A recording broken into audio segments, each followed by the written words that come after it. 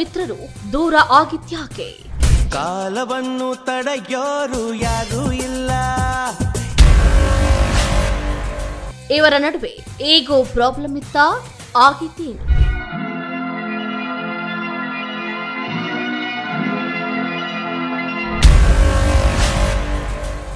ವಿಷ್ಣು ದ್ವಾರಕೀಶ್ ಯಾಕೆ ದೂರ ಆಗಿದ್ರು ಗೊತ್ತಾ? ಸ್ಯಾಂಡಲ್ವುಡ್ನ ವಿಷ್ಣುವರ್ಧನ್ ಮತ್ತು ದ್ವಾರಕೀಶ್ ಯಾಕೆ ದೂರ ಆಗಿದ್ರು? ಯಾವ ಸಿನಿಮಾ ಆದ್ಮೇಲೆ ಇವರು ದೂರ ಆದ್ರು?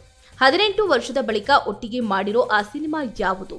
ಈ ಹಳೆಯ ಕಥೆಯ ವಿವರವನ್ನ ಗಮನಿಸಿದಾದ್ರೆ, ಸ್ಯಾಂಡಲ್ವುಡ್ನ ಸಾಹಸ ಸಿನಿಮಾ ವಿಷ್ಣುವರ್ಧನ್ ಮತ್ತು ದ್ವಾರಕೀಶ್ ಜೋಡಿಯನ್ನ ಜನ ಮೆಚ್ಕೊಂಡ್ರು. ಇವರು ಒಟ್ಟಿಗೆ ಮಾಡಿರೋ ಸಿನಿಮಾಗಳು ಹಿಟ್ ಆದ್ವು.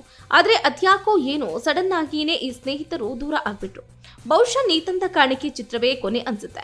ಈ ಚಿತ್ರ ಆದ್ಮೇಲೆ ದ್ವಾರಕೀಶ್ ನಿರ್ಮಾಣ ಸಂಸ್ಥೆಯಲ್ಲಿ ವಿಷ್ಣುವರ್ಧನ್ ಸಿನಿಮಾ ಮಾಡಲೇ ಇಲ್ಲ. ಇದರಿಂದ ಕನ್ನಡ ಸಿನಿಮಾ ರಂಗದಲ್ಲಿ ಒಂದು ಪ್ರಶ್ನೆ ಹುಟ್ಕೊಂಡಿತ್ತು. ಚೆನ್ನಾಗಿದ್ರು, ಯಾಕೆ ಸಡನ್ ಆಗಿ ದೂರ ಆದ್ರು? ಈ ಪ್ರಶ್ನೆಗೆ ಈ ಉತ್ತರ ಆಗ ಸಿಗ್ಲೇ ಇಲ್ಲ. ಇದನ್ನೇ ಅಡ್ವಾಂಟೇಜ್ ಮಾಡಿಕೊಂಡವರು ಇದ್ದಾರೆ. ವಿಷ್ಣು ನಿಮಗೆ ಹೀಗಂದ್ರು, ವಿಷ್ಣುವರ್ಧನ್ ಮುಂದೆ ದ್ವಾರಕೀಶ್ ಬಗ್ಗೆ ಹೇಳ್ತಾ ಇದ್ರು. ಇದು ನಡೀತಾನೆ ಇತ್ತು. ಆದ್ರೆ ಇವರು ಒಟ್ಟಿಗೆ ಕೆಲಸ ಮಾಡೋ ದಿನ ಮತ್ತೆ ಬಂದೇ ಬಿಡ್ತು.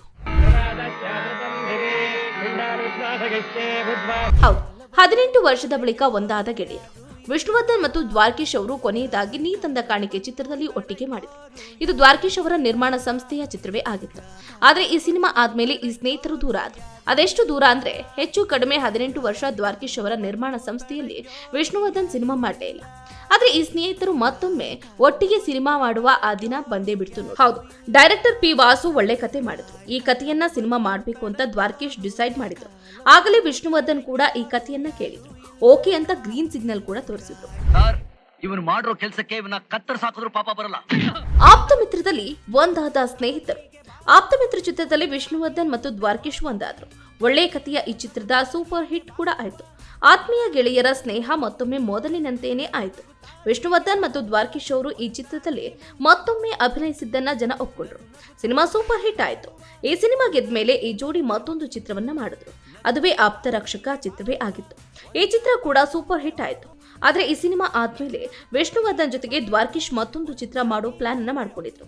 ಆ ಚಿತ್ರಕ್ಕೆ ಆಲದ ಮರ ಅನ್ನೋ ಟೈಟಲ್ ಕೂಡ ಇಟ್ಟಿದ್ರು. ಈ ಶ್ರೀದೇವಿ ಅವರನ್ನ ಈ ಚಿತ್ರಕ್ಕೆ ಕರೆತರಬೇಕು ಅಂತಾನೂ ಕೂಡ ಅನ್ಕೊಂಡಿದ್ರು. ಆದ್ರೆ ಅಷ್ಟರಲ್ಲಿ ಆಗ್ಲೇ ವಿಷ್ಣು ಹೋಗೇ ಬಿಟ್ರು. ಆ ಸಿನಿಮಾ ಆಗ್ಲೇ ಇಲ್ಲ. ವಿಷ್ಣು ದ್ವಾರಕೀಶ್ ಯಾಕೆ ದೂರ ಆಗಿದ್ರು? ಈ ಒಂದು ಪ್ರಶ್ನೆಗೆ ದ್ವಾರಕೀಶ್ ಪುತ್ರ ಯೋಗಿ ದ್ವಾರಕೀಶ್ ಈಗ ಉತ್ತರವನ್ನ ಕೊಟ್ಟಿದ್ದಾರೆ. ವಿಶೇಷ ಸಂದರ್ಶನವೊಂದರಲ್ಲಿ ಯೋಗಿ ಈ ಬಗ್ಗೆ ಹೇಳ್ಕೊಂಡಿದ್ದಾರೆ. ಒಳ್ಳೆ ಸ್ನೇಹಿತರ ನಡುವೆ ಈಗೋ ಪ್ರಾಬ್ಲಮ್ ಇತ್ತು. ಈ ಕಾರಣಕ್ಕೇನೆ ಈ ಸ್ನೇಹಿತರು ದೂರ ಆಗಿದ್ರು. ನೀ ತಂದ ಕಾಣಿಕೆ ಚಿತ್ರದ ಬಳಿಕ ವಿಷ್ಣು ಅಂಕಲ್ ನಮ್ಮ ನಿರ್ಮಾಣ ಸಂಸ್ಥೆಯ ಚಿತ್ರದಲ್ಲಿ ಅಭಿನಯಿಸಲೇ ಇಲ್ಲ. ಆದ್ರೆ ಆಪ್ತ ಮಿತ್ರ ಚಿತ್ರ ಅಪ್ಪ ಮತ್ತು ವಿಷ್ಣು ಅಂಕಲ್ರನ್ನ ಒಂದು ಮಾಡಿತ್ತು ಅಂತಾನೆ ಹೇಳ್ಕೊಂಡಿದ್ದಾರೆ. ಹೆಚ್ಚಿನ ಸುದ್ದಿಗಳಿಗಾಗಿ ನಮ್ಮ ಚಾನೆಲ್ನ ಸಬ್ಸ್ಕ್ರೈಬ್ ಮಾಡಿ.